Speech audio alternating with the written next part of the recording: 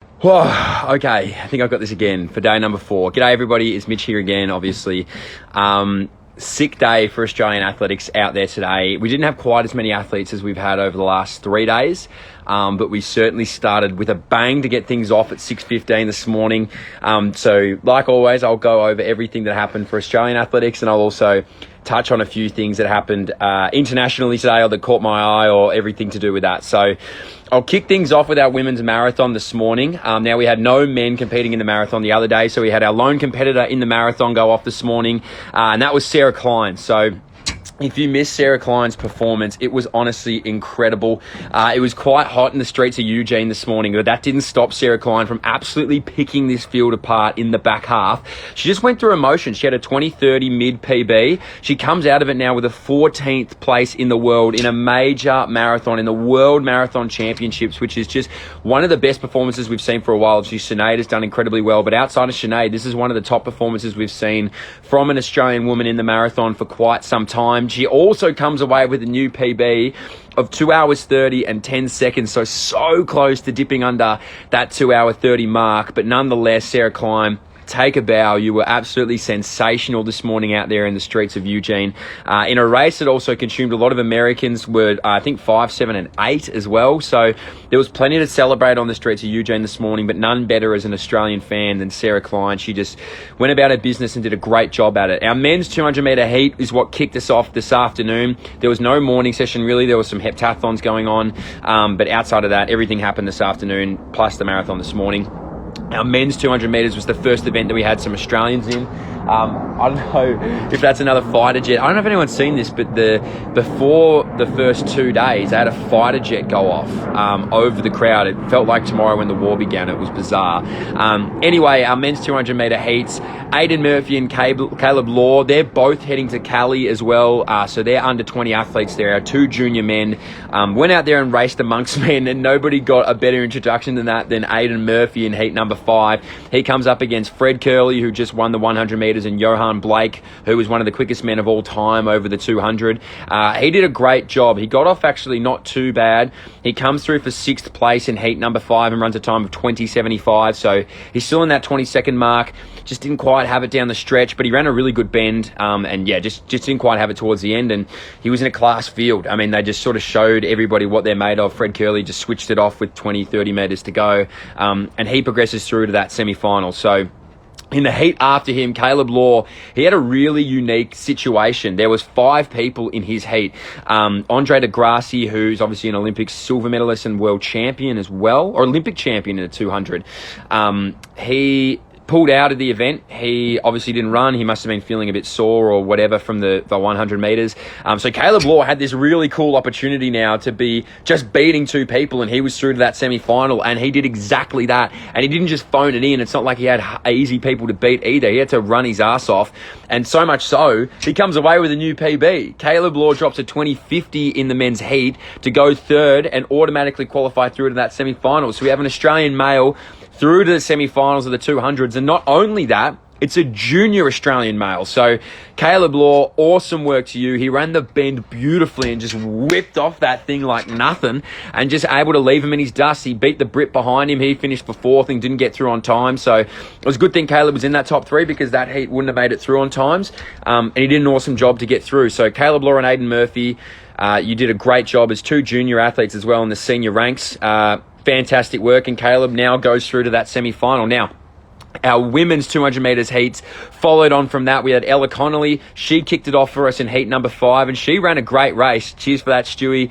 Everyone wish Stewie a big good luck for tomorrow as well. He seemed cool, calm, and collected today. Actually looked quite handsome for Stewie, which was great to see. Ella Connolly, heat number 5. She comes through for a 5th in 23:27. She ran a sick bend, to be honest. She started so hot, and then just as it started to get towards the later stages of that 200 metres, the class of that field as well just started to extend away. But Ella Connolly ran a really smart 200 metres. She got out hard. And yeah, she'll take a lot from that experience. Like, she really threw everything at it and comes through with a 23:27. You look at the next race as well, Jacinta Bisha. She's in heat number 6. Look, she came through. She had a fully stacked heat, so she didn't have the Caleb Law. There's only 5 in it. She had 8 people in that heat, and she just came straight through and came third. She gets that big Q. You're right. No, is that Noah? Yeah, Noah, mate.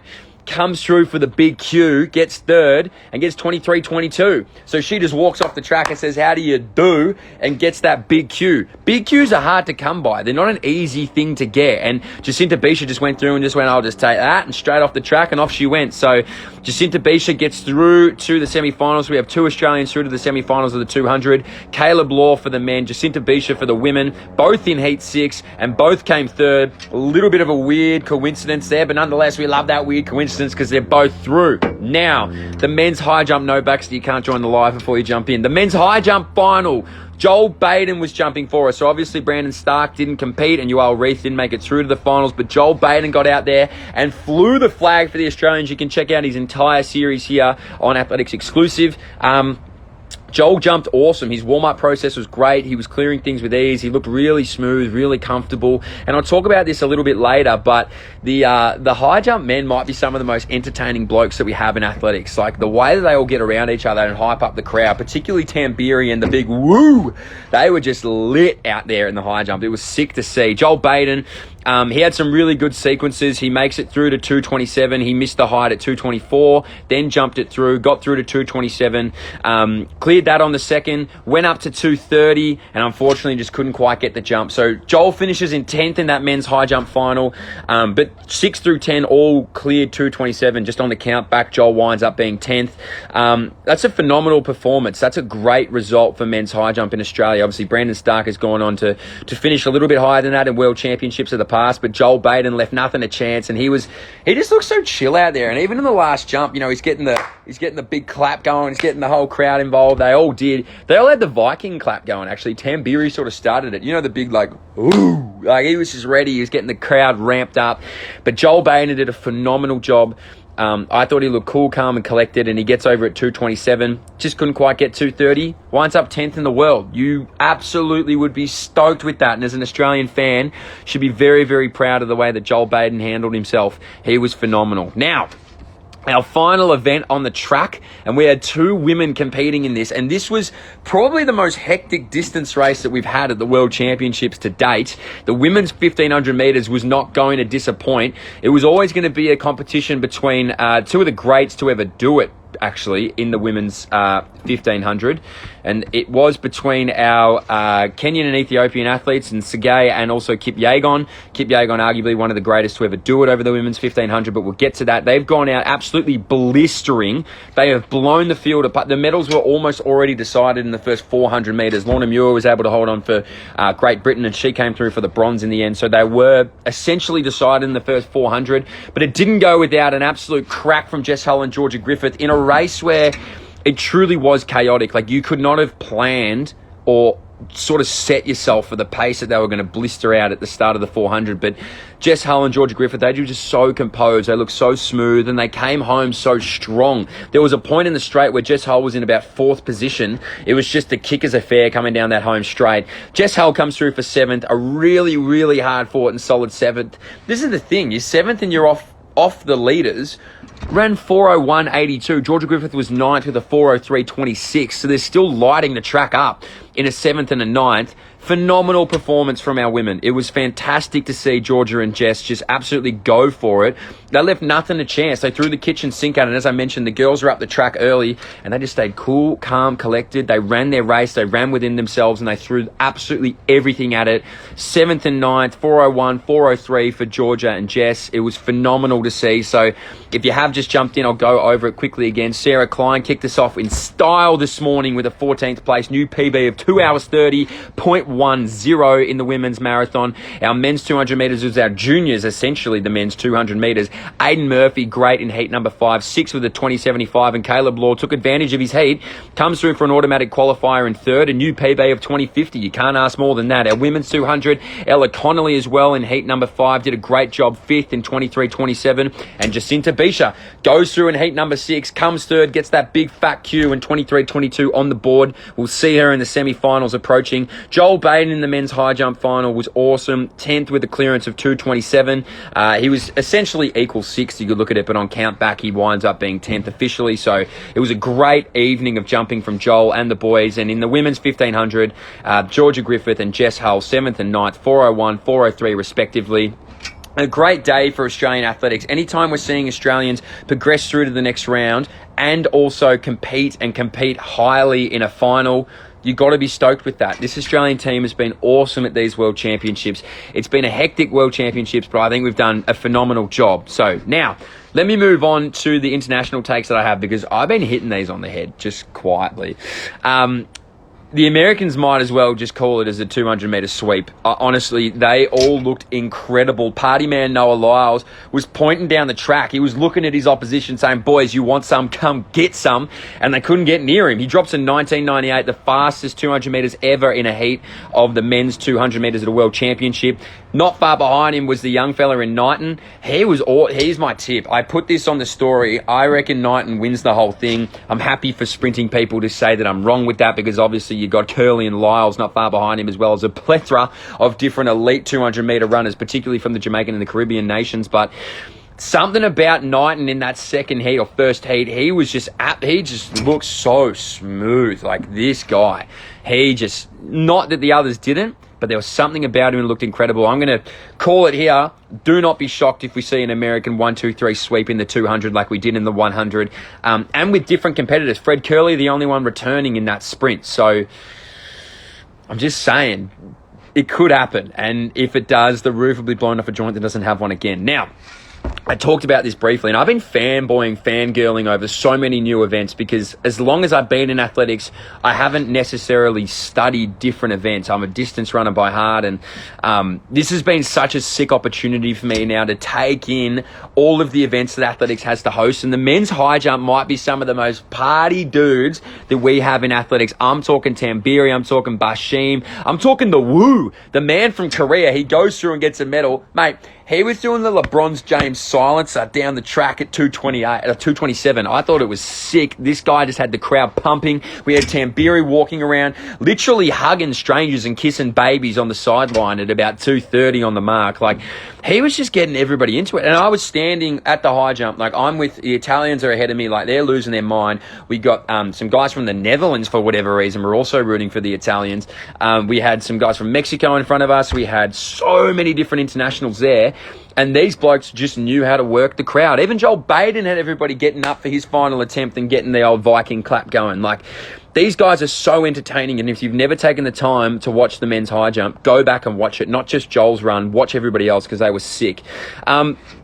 Here's another fangirl moment. And this doesn't get, well, for me particularly, I don't think this gets a big run in Australia, because we don't have too many triple jumpers coming through the ranks. As far as I know, I'm happy to be wrong. Obviously, we have a great Alvin, coaches so many of the men in Victoria. That's about as large as my knowledge is. I'm being completely honest with you there. But now, after watching this event tonight, I'm going to go deep. I know we do have some triple jumpers going to the Com Games, but Yulimir Rojas of Venezuela, is she the most underrated superstar that we have in athletics? Now, she might not be for other countries and might not be for other people who are really into jumps. Please comment if I'm wrong here and I'm speaking out of pocket.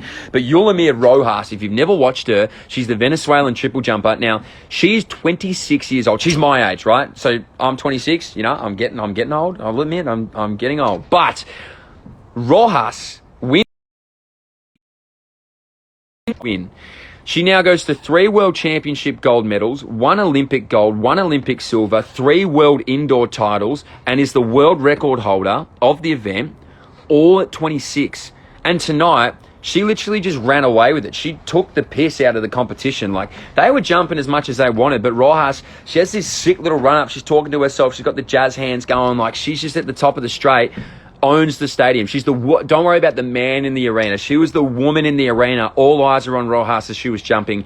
I couldn't take my eyes off it. She was phenomenal. She is the most underrated superstar that we have in athletics on a global scale. And I want to push the Yulimir Rojas bandwagon. If you want to watch it, go watch the women's triple jump because she was sick. She's got this sick attitude. She's got the bleach blonde hair, does it much better than I ever could. I look like one of the Weasley brothers every time I bleach my hair, but she just looked cool. So obviously I need to go to her next time I want to bleach it. But she was sick, most underrated international athlete that we have. If you didn't watch the men's steeplechase, two things. One, so boring for 2 kilometers. I don't know if you're in the men's steeplechase, why you would let the reigning Olympic gold medalist have the race his way. He's run a 3:32 this year for 1500, and they all sat around like it was the old fellas run club in the morning. Like, it was just, I thought someone was behind me there. I was about to get jumped. It was ridiculous. They just let this man have it his own way. Not only that, I didn't see this in the crowd, and I'm standing next to Ros Davies, Nat Rule, Stewie Mack, Jack Rayner, Andrew White, the masseuse. A whole host of athletes were all standing next to me. Not a single one of us noticed this until I saw the video. There was a bloody cameraman on the track down the home straight. He was literally smack bang in the middle of these blokes running down the home straight in a world champ final. Mind you, about under a kilometre into the race, they got to pan out. And not only that, the old mate stood there. He just stood his ground. He just kept the camera in his hand. He was still going. He was like, boys, get out of me shot. It's like, mate, get out of me final. What are you doing, you dickhead? Get off the track. Like, I've never seen that in the World Championships. The cameraman blocked the track. It was ridiculous. If you haven't watched it, go watch the men's steeplechase final. It's a fair chance it's all over Instagram. And this man, old mate, doesn't move. I mean, dedicated to the job, but doing it wrong at the same time. So you respect it, you don't respect it, I don't really know. Now, the women's, well, actually, I do know. You don't respect it. Get the hell off the track. Like, you don't respect it at all. Final international take. Yeah, Mitch, I agree with you. The cameraman was more entertaining than the race. It was so boring. Honestly disappointing. It had the potential to go under 8 minutes, and they all just sat around and ran 9-minute pace for about 1,800 metres. It's stupid. Anyway, I wasn't out there. I can't critique them. The women's 1,500 might be one of the most chaotic distance races that we've seen at these World Championships. In fact, any World Championships to date. So at the track, and I'm sure on TV as well, and I had to go back and look this up, and I was actually standing next to Jamie Laverty, who's another Australian, and he was like, mate, this is all wrong. And we realised it must have been. But on the clock, it had that the women went out at 55 seconds through 400. Like, that is off the charts fast. Like, a lot of these women and a lot of men can't run 55, like, not elite men, obviously they can, but I'm talking about the general population. 55 seconds through the first 400. That is insane. That's so far under the women's world record of 350. It's not even funny. It's about 340, faster pace for a 1500. Ended up being a 58-second first lap. If you look back and you go to the splits, it's 58, but still 58 seconds is under 345 pace. So they just went absolutely insane in the first 400 metres. And that's what I was talking about earlier when I said the medals were essentially already won in the first lap, because these women just went out and just went like a bullet out of the gun. They just did not wait for anybody. It was the classic showdown. It was Kip Yeagon, Sergey. As I mentioned, Kip Yeagon, and I was actually learning about this earlier, this might put her in the category of the greatest 1,500-metre runner we've ever seen. I know she doesn't have the world record, so I'm not talking time-wise. I'm talking performance. Since 2015, she's not come out of second place in a major championship. She's the only woman now in the history of the event with 2 Olympic golds and 2 World Championship golds in the women's 1,500. If it doesn't make her the greatest, it puts her in the conversation for sure. She just absolutely commanded it. She never looked like Sergey put up a really good fight, and so did Lorna Muir of the UK. Like, she was right there, but she just looked like she always had it. She was in total control the whole way through, and now she comes out on top. Kip Yeagon wins it. She couldn't get it done. Obviously, Hassan Mead... Oh, not Hassan Mead. Hassan was the one... I saw Hassan Mead last night. That's why it's in my head. Hassan was the one who won it last year, 2 years ago, from the Netherlands, Stefan Hassan, and she went through to do the 1,500, 5K, 10K double, whatever it was. It was insane. She took it off Kip Yeagon last time, but now she comes back and she retains it. Maybe she's the GOAT, I don't know, but I'm more than willing to push that agenda with those now 4 major titles, the only one to ever do it. So, did it in sick fashion, never seen a race start like that before. It was just ridiculous. 58 seconds through the first 400, it's just absolutely astronomically fast. But she gets it done. So, you know, Kip Yeagon now just goes into the history books as the only woman to get 2 and 2, 2 Olympics, 2 world champs. Pretty sick if you ask me, but that's it. That's the wrap up. Seeing a few people I know now jump on. I'm sorry, guys, I'm done. You missed it. And unless you got anything to say that you want to jump in with, Jack Van Steck, you've usually got something to say that's interesting, but really doesn't have anything to do with anything. But that's it. That's day number 4. Oh, sorry, Steck. I apologize. You know I love you. You're a beautiful man. That's day number 4. Thanks so much to everybody who's jumped in and followed along. Again, I say this at the end of every single one. If there's anything specifically that you want to see or you want me to do, please just let me know, and please just let the Athletics exclusive page know. It has been a great experience jumping in and out of interviews and doing this sort of stuff. If you want to watch the one with the women's steeplechase, just go on the page. If you want to watch any of the field events finals or heats, they're also on the page, and also plenty of updates and results. So thank you so much for joining along. That's the wrap up for day number 4. Pretty chaotic, pretty nuts, but a good day nonetheless. I'll see you all for day number 5. Catch you later.